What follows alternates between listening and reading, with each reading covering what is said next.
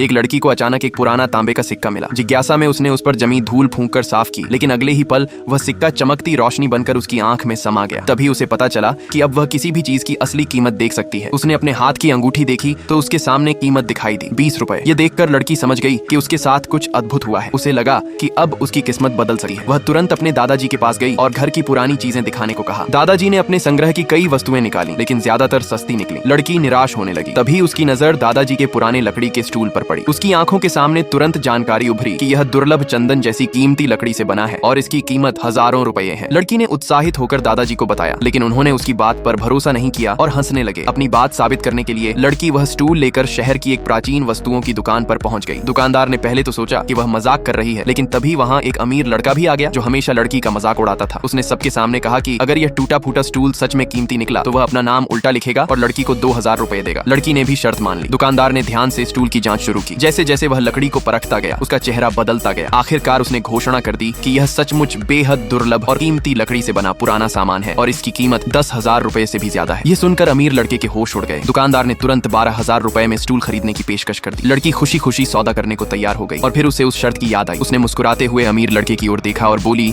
कि अब 12,000 के साथ साथ वह 2,000 रुपए भी निकाले जो उसने शर्त में देने का वादा किया था। लेकिन अमीर लड़के का चेहरा उतर गया क्योंकि उसके पास उस समय नकद 2,000 रुपए भी नहीं थे। सब लोग उसकी हालत देखकर हंसने लगे, जबकि लड़की को यकीन हो गया कि उसकी नई शक्ति उसे बहुत जल्द बड़ी दौलत तक पहुंचाने वाली है।